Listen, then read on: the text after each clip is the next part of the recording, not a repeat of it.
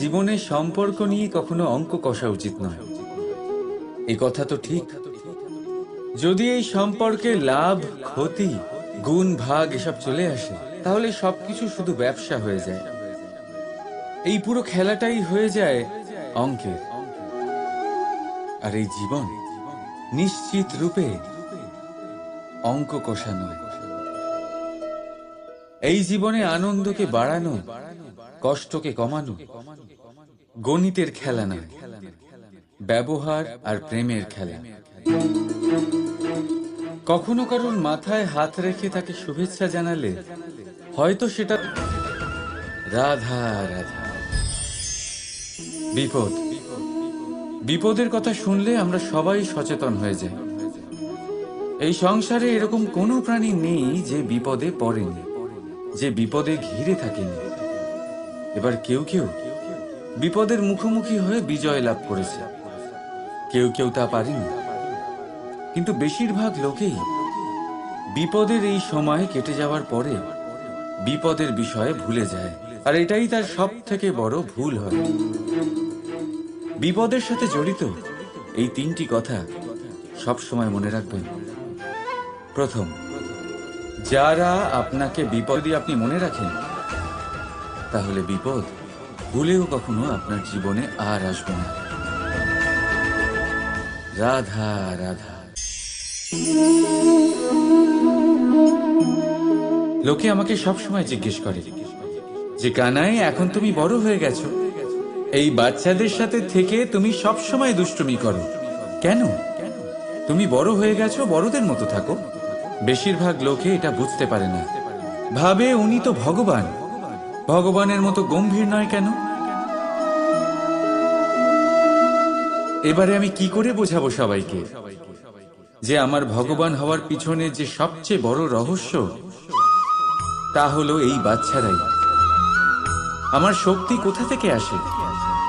সমস্ত সমস্যার সমাধান করার শক্তি এই বাচ্চাদের থেকেই তো আসে।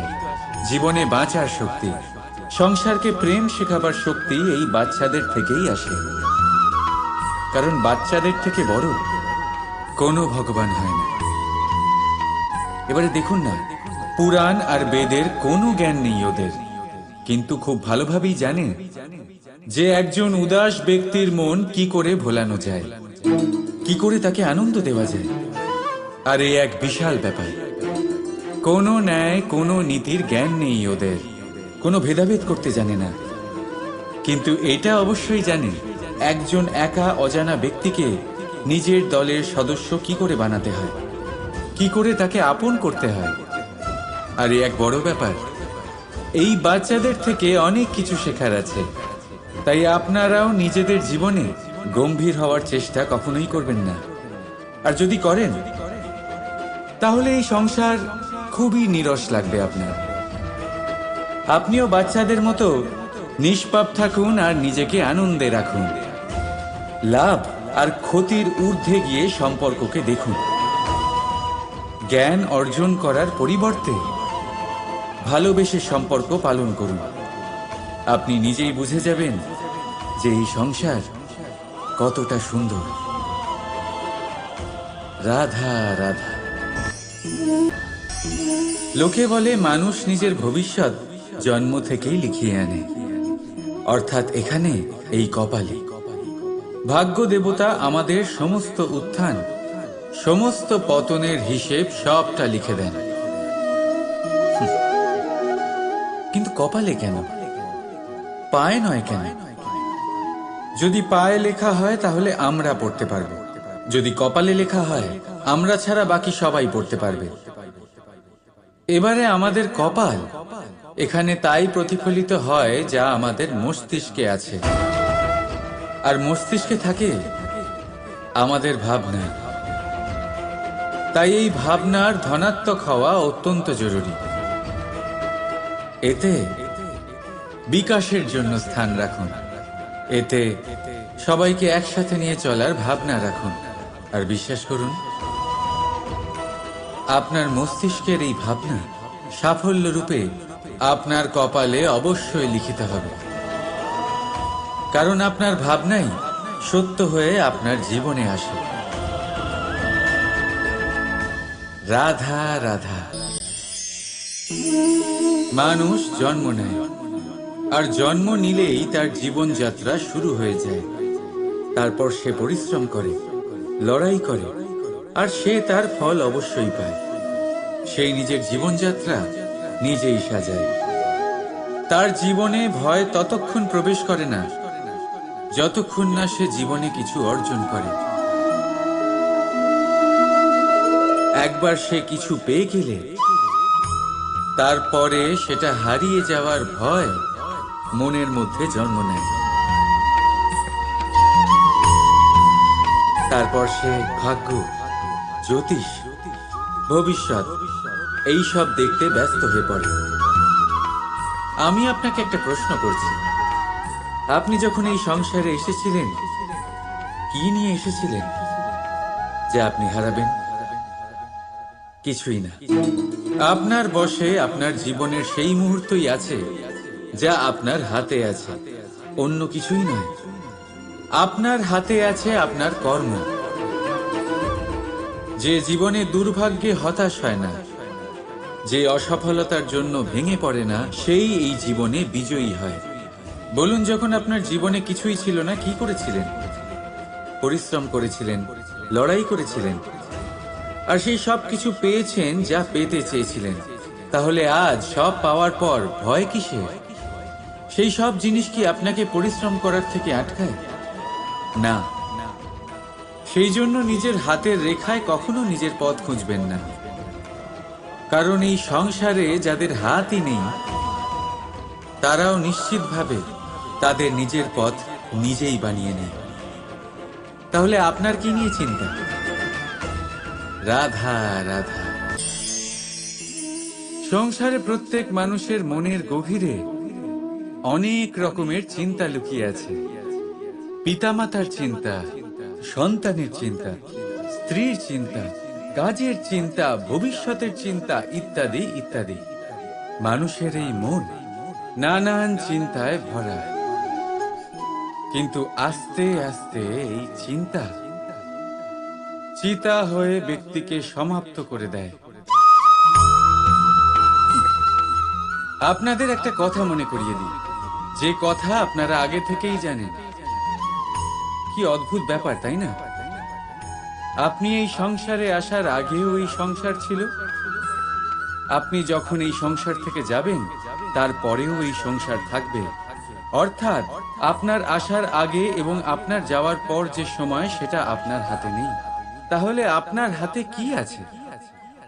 আপনার হাতে আছে সেই সময় যেটা আপনি এখন কাটাচ্ছেন, সেই সময় যখন আপনি আমার কথা শুনছেন আর পর্যবেক্ষণ মনকে একাগ্র করে তোলে। রাধা রাধা। আমরা মানুষ যাকে ভালোবাসি তার জন্য সব কিছু করতে পারি। যেমন ধরুন, মা আর বাবা নিজের সন্তানের জন্য কি না করেন। তারা জন্ম থেকে চেষ্টা করেন যাতে তাকে সেই সব দিতে পারেন যা তার প্রয়োজন। ওর স্বাস্থ্য যাতে ঠিক থাকে তাই ওর দেখাশোনা করেন, ওর জন্য চিন্তা করেন। আজীবন চেষ্টা করেন, ধন অর্জন করেন যাতে সন্তানকে একটা বাড়ি দিতে পারেন, যাতে সন্তান খুশি থাকে। কিন্তু এর মধ্যে কিছু না কিছু অবশ্যই অনুচিত। এবার আপনি জিজ্ঞেস করবেন, এর মধ্যে অনুচিত কি আছে? আমাদের নিজেদের সন্তানকে কিছু দিয়ে যদি আমরা সন্তুষ্টি লাভ করি তাহলে এতে ভুল কি? এবার আপনি এটা বুঝতে পারছেন না যে আপনার সন্তানকে ভবিষ্যতে এর অনেক বড় মূল্য দিতে হতে পারে। আপনার সন্তানকে, আর কারণ নয়। যখন সে কিছু পেতে চাইবে, সেই সন্তান সর্বপ্রথম আপনার দিকে তাকাবে। নিজে পরিশ্রম করে সেটা পাওয়ার চেষ্টা সে কখনোই করবে না। আর যখন সেটা পাবে না, তখন সব থেকে বেশি দুঃখ সেই আপনার সন্তানেরই হবে। তাই যদি সন্তানকে কিছু দিতে হয় তাহলে বাড়ি নয়, শিক্ষা দিন। একটা ভালো চরিত্র নির্মাণ করার চেষ্টা করুন, কারণ একটা ভালো চরিত্রই এই সংসারে সফলতার চরম শিখরে পৌঁছতে পারে। রাধা রাধা। নির্মাণ করতে গেলে প্রথমে ভাঙনের জ্ঞান অত্যন্ত আবশ্যক। তার উদাহরণ আমি দেব এর দ্বারা।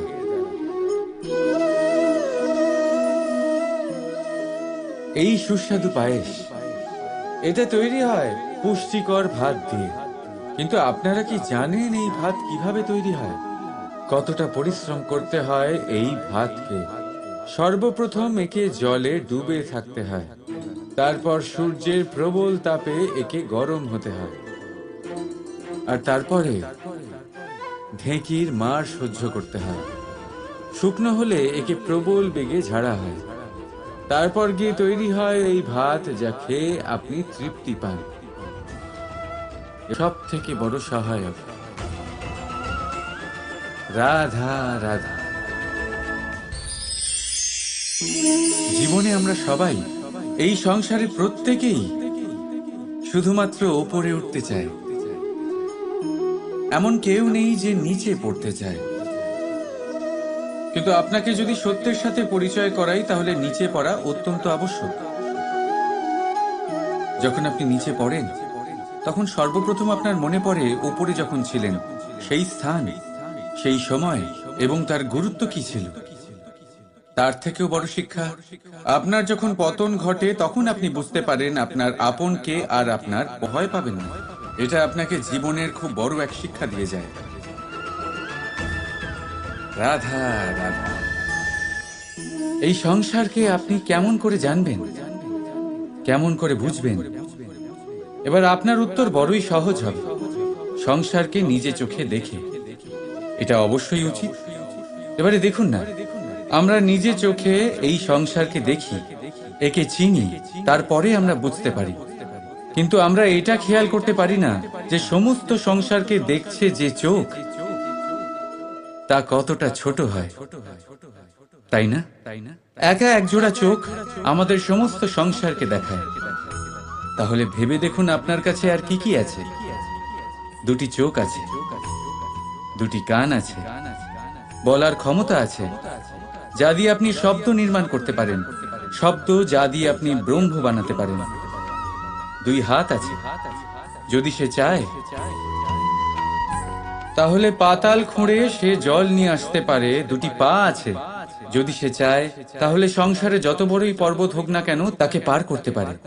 একটা হৃদয় আছে, যে প্রেমের বন্ধনে সবাইকে বেঁধে রাখে। একটা মন আছে, যে প্রকাশের থেকেও বেশি তীব্র গতিতে চলে। এক মস্তিষ্ক আছে, যে যত বড়ই সমস্যা হোক না কেন সমাধান বের করে ফেলে। এবারে ভেবে দেখুন আপনার কাছে কি কি নেই। বোঝার চেষ্টা করুন আপনি কতটা ধনবান। এই সংসারে সেই ব্যক্তি সুখী নন যার কাছে ধন আছে। সুখী সেই যে ধনের সদ্ব্যবহার করে। ঠিক তেমনই আপনার ধন হলো আপনার এই শরীরের ক্ষমতা। এই শরীরের ক্ষমতাগুলিকে ব্যবহার করে ধনাত্মক দৃষ্টিভঙ্গিতে সবকিছু দেখুন। এই সংসারকে বুঝুন, নিজেকে বুঝুন। এই সুখ চাইলেও আপনার থেকে দূরে থাকতে পারবে না। রাধা রাধা। এই পেরেককে দেখতে পাচ্ছেন আপনি? এর আকার কতটা সুন্দর। আর এই আকারের কারণেই খুব সহজেই একে দেওয়ালে রোপণ করা যায়। কিন্তু যখন আপনি এই পেরেককে দেওয়াল থেকে বাইরে আনেন, আপনি দেখবেন ওখানে একটা চিহ্ন রয়ে যায়। ঠিক এমনই হলো আমাদের মুখ থেকে বের করা কড়া শব্দ। যখনই আমাদের মুখ থেকে এই কটাক্ষ বেরোয়, তখন তা কোনো ব্যক্তির মনকে আঘাত করে। আর তারপরে আপনি যতই তার কাছে ক্ষমা চান না কেন, কিন্তু তাও তার সেই ঘা পূরণ হয় না। আপনার বলা সেই কথা, সেই কঠোর চিহ্ন ওই ব্যক্তির মনের দেওয়ালে খোদাই হয়ে থাকে। সেই জন্য আমি সবসময় বলি, এই শব্দের শক্তিকে আপনারা বুঝুন, এর মাহাত্ম্যকে বুঝুন। এই শব্দ ব্রহ্ম।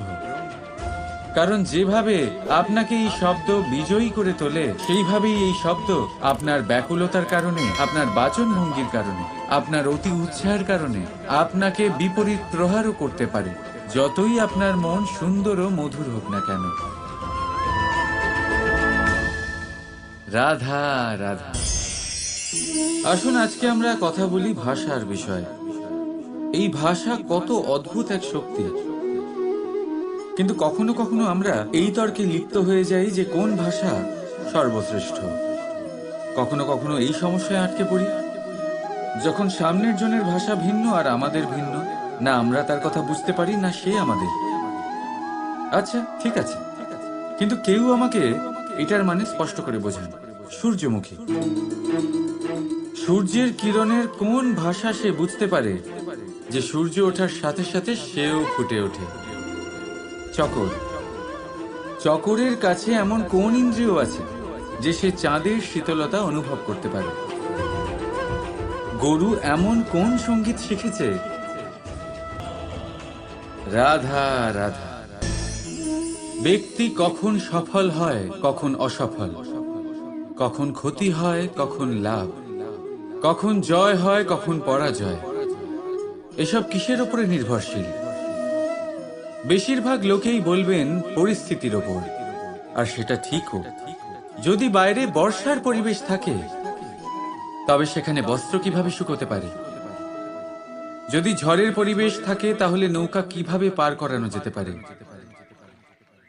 কিন্তু যদি আমি আপনাকে আসল সত্যি বলি, তাহলে অসফলতার কারণ পরিস্থিতি নয়, সেই পরিস্থিতিকে স্বীকার করে নেওয়া। প্রত্যেকের জীবনে এরকম সময় অবশ্যই আসে যখন আমরা চাইলেও পরিস্থিতিকে পাল্টাতে পারি না। পরিস্থিতিকে পাল্টানো অসম্ভব হয়ে ওঠে। এরকম সময় একটাই উপায় আছে, পরিস্থিতিকে নয়, মনস্থিতিকে বদলান, আর দেখবেন সবকিছু ভালো হবে। কারণ এই মনস্থিতি আপনার জীবনের সব থেকে বড় সম্বল, সব থেকে বড় সাথী। দেখুন, অপবাদ, অসফলতা প্রত্যেকের জীবনের একটা অংশ অবশ্যই, কিন্তু আপনাকে নিরন্তর চেষ্টা করে যেতে হবে, পুনরায় ঘুরে দাঁড়িয়ে এগিয়ে যেতে হবে, তবেই সফলতা আসবে। যদি এতই সহজ হতো সফল হওয়া, তাহলে সবাই সফল হতো, তাই তো? রাধা রাধা।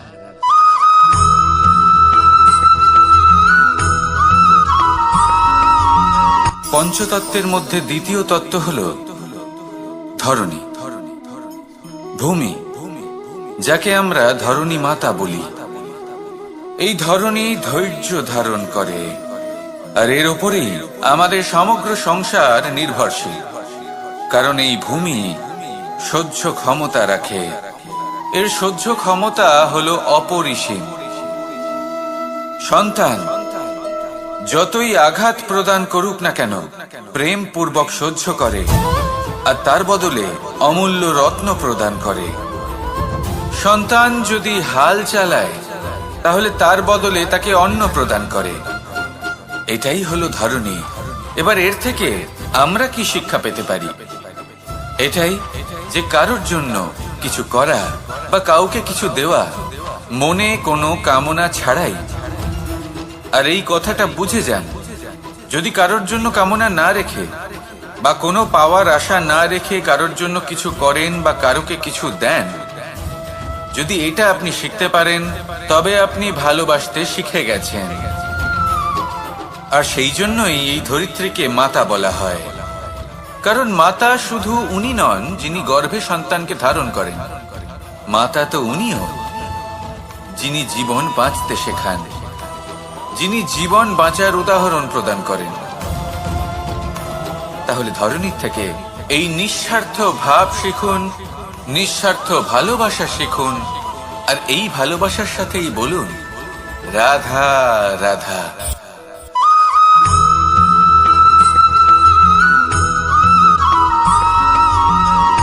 কথায় আছে, অন্ধকারে প্রদীপ প্রজ্বলিত করলে চতুর্দিক আলোকিত হয়।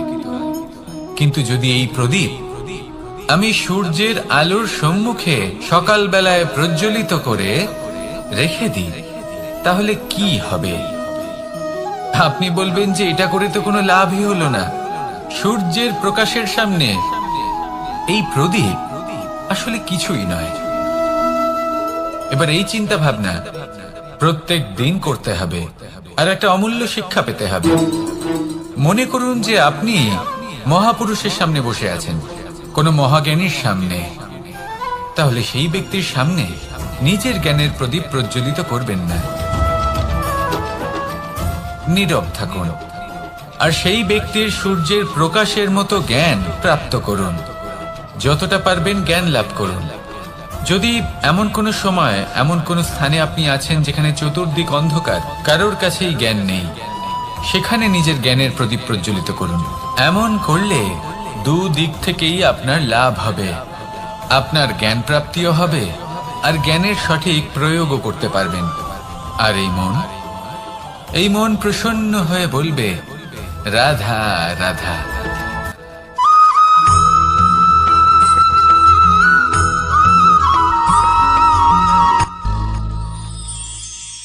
শিশিরের বিন্দু পাতার ওপর পড়ে আর তার গায়ে লেগে থাকে। পাতা তাকে শুষে নিতে পারে না আর শেষ পর্যন্ত সে ঝরে পড়ে যায়। অন্যদিকে রয়েছে মেঘ এবং চাতক। এদের মধ্যে অনেক দূরত্ব থাকে। মেঘ থাকে আকাশে আর চাতক থাকে ধরিত্রীতে। কিন্তু যখন এই মেঘ থেকে বৃষ্টি ঝরে পড়ে, এই চাতক কিন্তু সেই জলই পান করে, নয়তো সে তৃষ্ণার্ত থেকে যায়। এবার অন্যদিকে দেখলাম শিশির বিন্দু আর পাতার এই সম্পর্ক। এরা খুব কাছাকাছি থাকে, ঘনিষ্ঠও থাকে। অন্যদিকে রয়েছে মেঘ এবং চাতকের সম্পর্ক, যাদের মধ্যে অনেক দূরত্ব থাকা সত্ত্বেও তারা খুব ঘনিষ্ঠ, তাই না? এই সারমর্ম খুব সরল। এই নৈকট্য, এই দূরত্ব, তা আপনার সম্পর্কে প্রভাব কিছুতেই ফেলতে পারে না।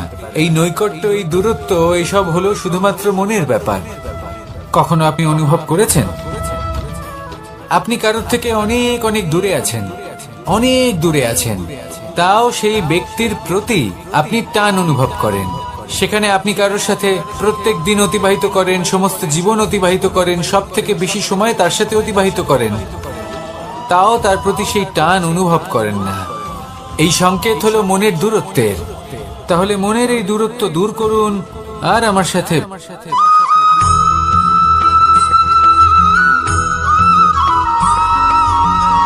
এই সংসারে কোনো বস্তু হোক বা ব্যক্তি হোক, তার একার গুরুত্ব কিন্তু খুব বেশি নয়। একটা উদাহরণ হিসেবে বৃষ্টির ফোঁটাকে ভেবে দেখুন। যদি একটি বৃষ্টির ফোঁটা হয় তাহলে তার খুব বেশি গুরুত্ব থাকে না, কিন্তু যখন সহস্র বৃষ্টির ফোঁটা মেঘের মধ্যে দিয়ে ঝরে পড়ে, তখন সেটা বর্ষার রূপ ধারণ করে। সেই বর্ষা যা এই প্রকৃতিকে শান্ত করে। সেইভাবেই পাথরের ছোট টুকরো, তার খুব বেশি গুরুত্ব থাকে না, কিন্তু যখন অসংখ্য পাথরের টুকরো একত্রিত হয় তখন তা পর্বতের আকার ধারণ করে। সেইভাবেই কিছু মানুষ যখন একত্রিত হন তখন তৈরি হয় পরিবার। কিছু পরিবার যখন একত্রিত হয় তখন তৈরি হয় সমাজ। যখন অনেক সংখ্যক সমাজ একত্রিত হয় তখন তৈরি হয় রাজ্য। এবার এই রাজ্যের সব থেকে গুরুত্বপূর্ণ ব্যক্তি হতে পারেন রাজা, কিন্তু তাও সেই রাজা একা কিছু করতে পারেন না। যুদ্ধ লড়ার সময় তারও নিজের সৈন্যদলকে প্রয়োজন পড়ে। কিন্তু এই সংসারে এমন একজন ব্যক্তি আছেন যিনি একাই সব কাজ করতে থাকেন, এবং সেই ব্যক্তি হলেন মা। আমাদের জীবনে একজন পিতার ভূমিকা কিন্তু নিঃসন্দেহে অমূল্য, কিন্তু আমাদের সকলের জীবনে যে ভূমিকা একজন মায়ের তা অন্য কারোর থাকে না। একজন মা একাই সন্তানকে বড় করতে পারেন, সংস্কারী করে তুলতে পারেন, তার জন্য পরিশ্রম করেন। আর এত কিছু কাজ করার পরেও তার কাজের জন্য তিনি প্রশংসা অবশ্য পান না। উল্টে যদি সেই সন্তান অনুচিত পথে চালিত হয়, অনুচিত কর্ম করে, তখন সেই মাকেই অপবাদের পাত্র হয়ে উঠতে হয়। আমাদের জীবনে মায়ের যোগদান কতটা সেটা বুঝুন। আপনাকে বড় করে তোলার জন্য উনি কতটা পরিশ্রম করেছেন সেটা বুঝুন। আজ থেকে, এখন থেকে, এই মুহূর্ত থেকে মাকে সম্মান করতে শিখুন। যখন সময় পাবেন, যখন সুযোগ হবে, তখন তার প্রশংসা করুন, ওনারও ভালো লাগবে। আর মায়ের এই মমতার জন্য, তার এই ভূমিকার জন্য আসুন সবাই মিলে আমরা তাকে প্রণাম করি। আর সকলে মিলে ভালোবেসে বলি রাধা রাধা।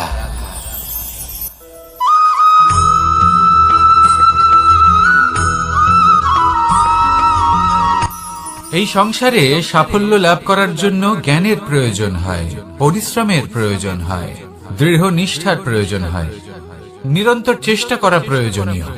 কিন্তু আরো কিছু আছে যা অত্যন্ত প্রয়োজনীয় এবং গুরুত্বপূর্ণ। তা হলো ভালো বন্ধু।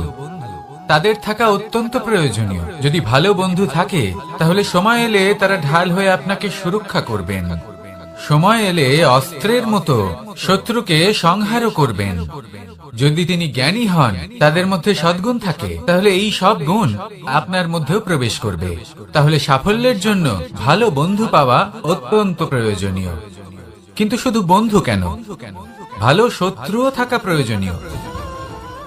এবার আপনি ভাববেন, আমি কি বললাম? যদি আপনার জীবনেও ভালো অর্থাৎ শক্তিশালী শত্রু থাকে, তাহলে আপনিও শক্তিশালী হতে থাকবেন। এই শত্রু আপনাকে প্রেরিত করবে আরো বেশি শক্তিশালী হয়ে ওঠার। কখনো কোনো হরিণকে দেখুন, তীব্র গতিতে দৌড়তে থাকে। কেন তীব্র গতিতে দৌড়য়? এই কারণে নয় যে কোথাও তার জন্য মধুর ঘাস অপেক্ষা করে রয়েছে, না। সে এই কারণে তীব্র গতিতে দৌড়য় কারণ সেটা না করলে তার পেছনে একটি সিংহ আছে যে ওকে নিজের ভোজন করে ফেলবে। তাই জীবনে বিপদ, সংকট, এই সবকিছুও হলো অত্যন্ত গুরুত্বপূর্ণ। তার সম্মুখীন হতে শিখুন আর আমার সাথে ভালোবেসে বলুন রাধা রাধা।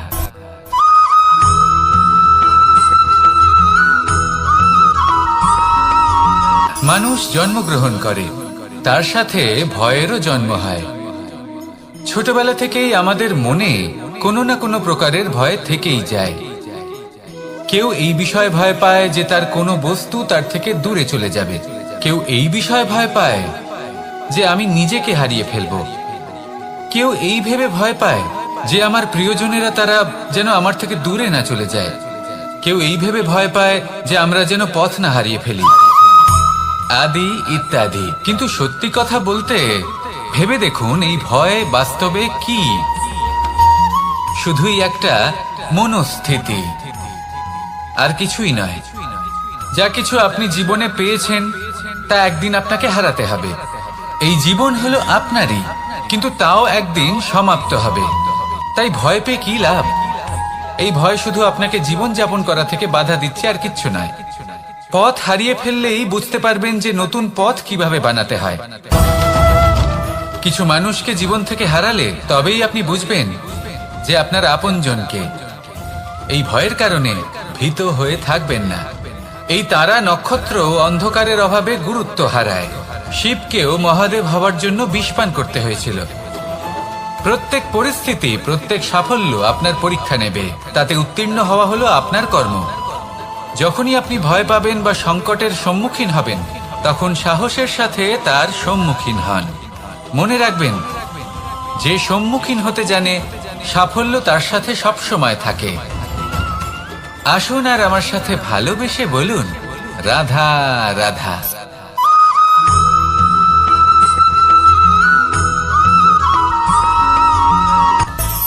মানুষের মধ্যে একটা বিচিত্র প্রবৃত্তি থাকে, অন্য সকলের বিষয়ে, তাদের জীবনের বিষয়ে, তাদের ব্যক্তিত্বের বিষয়ে, তাদের ভবিষ্যতের বিষয়ে অনুমান করা।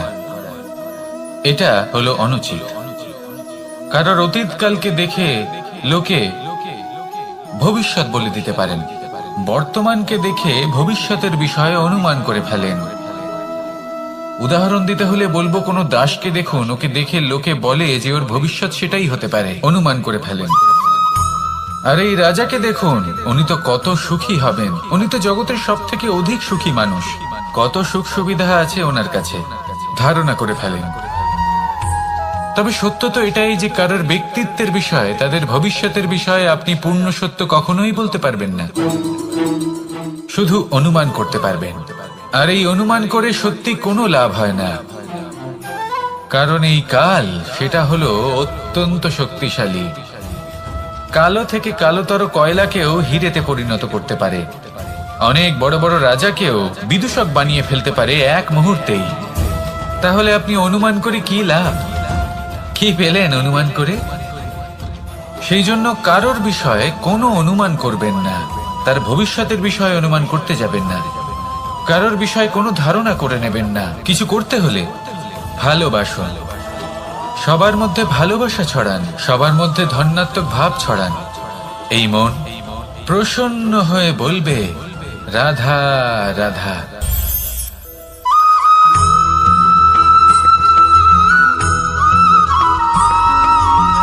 এই সংসারে সব থেকে বেশি কোমল বস্তু হলো রেশম।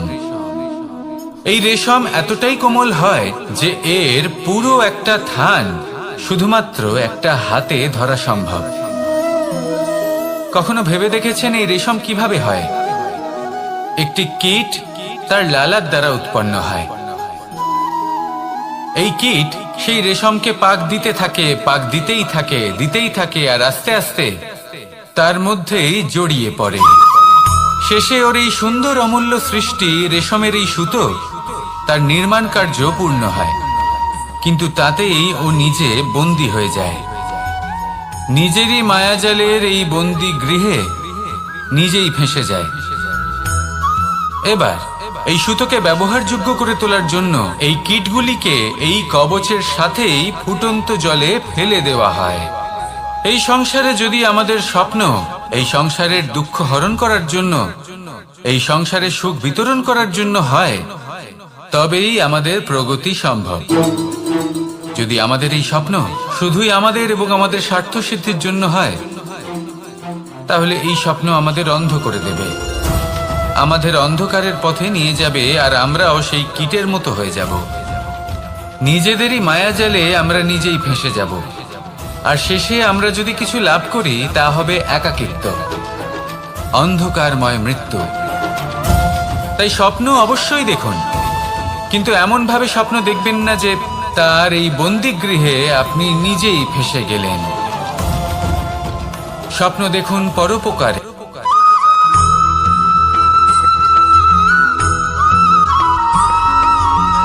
এই সংসারে প্রত্যেক মানুষ এটাই চান যে তিনি যেন ধনবান হন, আর্থিক অবস্থা তার ভালো থাকে, ওনার বাড়িতে লক্ষ্মীর আগমন হয়। কিন্তু সেটা হবে কি করে, সেটাই হলো প্রশ্ন। কেউ বলেন যে যদি পরিশ্রম করো তাহলে ধন অর্জন সম্ভব, কেউ বলেন যে যদি বিদ্যা লাভ হয় তবেই ধন অর্জন সম্ভব, কেউ বলেন যে যদি বলশালী হও তবেই সম্পন্ন থাকবে। ভালো কথা, যদি তাই হয়ে থাকে, তবে দিনমজুর সারা দিন পরিশ্রম করেন, তিনি কেন ধনী হন না? অনেকজন বিদ্বান মানুষ আছেন এই সংসারে, তারা কেন ধনবান হন না? অনেক সংখ্যক বলশালী ব্যক্তি আছেন, তাদের কাছে ধন নেই কেন? তাদের কেন ধনের অভাব হয়? আবার এমনও কিছু মানুষ আছেন যারা পরিশ্রম করেন, তারা দিনমজুর, কিন্তু তারা ধন অর্জন করতে পারেন। কিছু বিদ্বান ব্যক্তি আছেন যাদের কাছে অধিক মাত্রায় ধন রয়েছে, কয়েকজন বলশালী ব্যক্তি রয়েছেন যাদের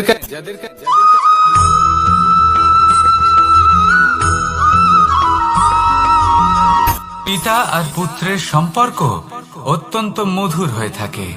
পিতা স্বপ্ন দেখেন, তাকে পূর্ণ করার সকল সম্ভাব্য চেষ্টা করেন, কিন্তু তাও অনেক সময় ওনার স্বপ্ন অপূর্ণ থেকে যায়। তখন পিতা ভাবেন যে স্বপ্ন উনি পূর্ণ করতে পারেননি, ওনার সন্তান তা অবশ্যই পূরণ করবে। যে স্থানে উনি কখনো পৌঁছতে পারেননি, সেই স্থানে ওনার পুত্র অবশ্যই পৌঁছবে। পিতা নিজের সন্তানের ভবিষ্যৎ নিয়ে সেই স্বপ্ন দেখেন, আর যখন সেই সন্তান সামনে এগোতে থাকে তখন তার দুঃখ হয় না, বরং গর্ব হয়। ওনার ভালো লাগে এটা দেখে যে ওনার সন্তান অনেক উন্নতি করছে। কিন্তু যখন সন্তান নিজের অভিভাবকের শক্তি দেখে, তার যশ দেখে হিংসা করতে থাকে, সমস্যা সেইখানেই শুরু হয়। সেই জন্য সকল সন্তানকে এটা মনে রাখতে হবে, দেখুন, পুত্র হবার সুবাদে, এক সন্তান হবার সুবাদে এটা হলো আপনার অধিকার যে আপনি আপনার পিতার থেকে বেশি উন্নতি করবেন। আপনার পিতাও এটাই চান, কিন্তু সুস্থভাবে এটা করুন। একটা রেখা টেনে নিন যাতে আপনি তাতে এগোতে পারেন আর আপনার পিতার তাতে গর্ববোধ হয়, আর সেই বিষয়ে দুঃখ না হয় যে আমার সন্তান আমাকেই ছোট করার চেষ্টা করছে। ইতিহাস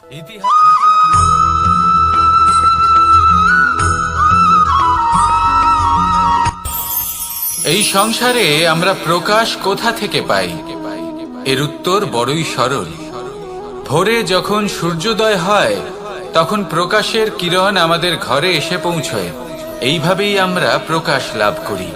এবার এই প্রকাশের আলোতেই আমরা সারাদিনের কাজ সম্পন্ন করি। সন্ধে হয়ে যায়, সূর্যাস্ত হয়ে যায়, আর আমাদের ঘর যাতে অন্ধকার না হয় তার জন্য আমরা একটা প্রদীপ প্রজ্বলিত করি। এটাই ঘটে আমাদের জীবনেও। এবার প্রবাহমান আয়ুর সাথে আমরা আমাদের অন্তরে যদি একটা প্রদীপ প্রজ্বলিত করে নিই তাহলে বিষয়টাই অন্যরকম হবে। এবার আপনি বলবেন কোন প্রকাশের কথা বলছি যা আমাদের অন্তরে জাগ্রত করা সম্ভব? আমাদের আত্মার মাঝে প্রেমের প্রকাশ জাগ্রত করার কথা বলছি। কারণ আমাদের এই জীবন এও হলো দিনের আলোর মতো। আজ প্রকাশ আছে, কিন্তু কোনোদিন অবশ্যই অস্ত হবে। কিন্তু অস্ত হবার আগে যদি আমরা আমাদের আত্মার মাঝে প্রেমের এই প্রকাশ উজ্জ্বলিত করে নিই তাহলে আমাদের সন্ধ্যাকালও আমরা আনন্দে এবং প্রেমে যাপন করব। তাহলে আসুন আর আমার সাথে ভালোবেসে বলুন, রাধা রাধা।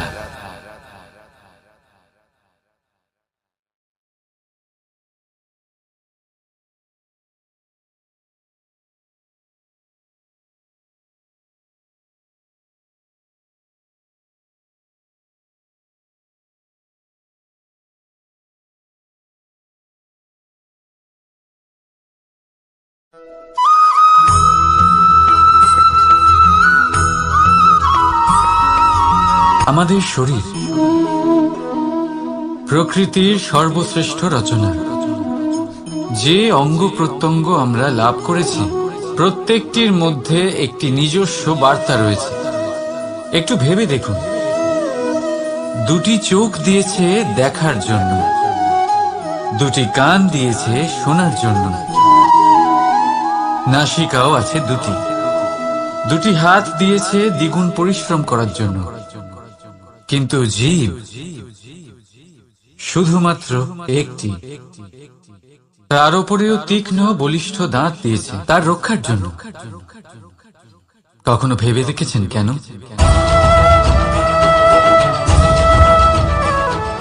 কারণ শব্দ আর শব্দের প্রয়োগ মানুষের সবচেয়ে বড় অস্ত্র, যার প্রয়োগ যত ভেবে চিন্তে করা যায় মানুষ তার জীবনে ততটাই উপরে উঠতে পারে। তাহলে মনে রাখুন, দেখুন, শুনুন আর বুঝুন বেশি, বলুন কম। রাধা রাধা।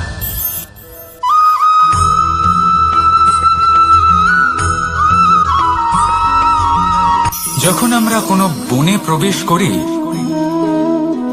তখন এই সবুজ ঘাস দেখে, এই কোমল ঘাস দেখে আমাদের মন প্রফুল্ল হয়ে ওঠে।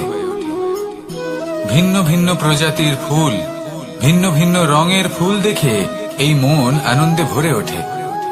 এখানে শিশুরা আনন্দ লাভ করে, বড়রা ভোজন গ্রহণ করেন, কথাবার্তা বলেন, হাঁটাহাঁটি করে বেড়ান। এবার ভেবে দেখুন, যখন এই উপবনের নির্মাণ হয়েছিল সেই সময় যদি এই মাটিকে সঠিকভাবে খনন না করা হতো, যদি তাতে সঠিকভাবে বীজ রোপণ না করা হতো, যদি কোনো সংঘর্ষ না হতো, পরিশ্রম না করা হতো, যদি চলতে চলতে পায়ে কাঁটা না বিঁধে যেত, তাহলে এই সুন্দর বন দেখে আমরা কি এই আনন্দ লাভ করতে পারতাম? কখনোই নয়। ধরুন কোনো নদীর তটে সুন্দর একটি বন আছে, সেই বনের আনন্দ লাভ করতে গেলে আপনাকে সেই নদী পার করতেই হবে। যদি সুখের নদীর কাছে পৌঁছতে চান তাহলে তটে যে কাঁটা রয়েছে সেগুলোর সাথে সংঘর্ষ করতেই হবে। এই সংসারে যদি আপনি সুখ লাভ করতে চান তাহলে সুখ লাভের এই যাত্রা শুরু করতে হবে সংঘর্ষ দ্বারা। তাহলে সংঘর্ষকে স্বাগত জানান, এর পেছনেই সুখ রয়েছে যা আপনার জন্য অপেক্ষা করছে। এবার হাসুন আর আমার সাথে ভালোবেসে বলুন, রাধা।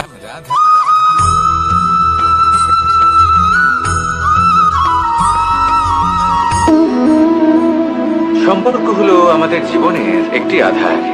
কিছু সম্পর্ক এমন যা আমরা জন্মসূত্রে লাভ করি, যেমন পরিবার, মা, বাবা। কিছু সম্পর্ক আছে যা আমরা জীবনে অর্জন করে থাকি, তা সে প্রেমের হোক, স্নেহের হোক বা বন্ধুত্বের। এই সকল সম্পর্ক লাভ করার বা গড়ে তোলার 5টি ধাপ রয়েছে। প্রথম ধাপ, কোনো ব্যক্তির সাথে আলাপ হওয়া, তার সাথে কথা বলা বা তাকে দেখা। দ্বিতীয় ধাপ, সে ব্যক্তিকে আমাদের ভালো লাগা। তৃতীয় ধাপ, আমাদের এটা চাইতে শুরু করা যে জীবনে এই ব্যক্তি যেন আমাদের বন্ধু হন, আমাদের জীবনে থাকেন, বা আমাদের কাউকে ভালোবেসে ফেলা আর এটা আমাদের ভাবা বা চাওয়া যে সেই ব্যক্তি যেন আজীবন আমার সাথে থাকেন, আমার জীবনে আমার সাথী হয়ে। চতুর্থ ধাপ, লাভ করা। এবার এই ধাপটি অনেক মানুষের পক্ষেই খুবই সরল হয়, বড়ই সরল ভাবে নিজেদের সঙ্গীকে লাভ করে থাকেন। কিছু মানুষের জন্য এই ধাপ অত্যন্ত কঠিন হয়ে থাকে। অনেক প্রতিকূল পরিস্থিতির উপর জয়লাভ করে তারা সঙ্গীকে লাভ করেন, কিন্তু লাভ অবশ্যই করেন। এরপরে আসে পঞ্চম, অন্তিম এবং সব থেকে গুরুত্বপূর্ণ ধাপ। সেটা হলো সেই সম্পর্ক পালন করা। এটা হলো এমন এক বিষয় যা প্রত্যেক মানুষের শেখা উচিত। যদি ব্যক্তি নিজের জীবনে সম্পর্ক রক্ষা করতে শিখে যান, তবে প্রত্যেক সম্পর্ক তার জীবনকে স্বর্গ করে তুলবে। আসুন আর আমার সাথে ভালোবেসে বলুন, রাধা রাধা।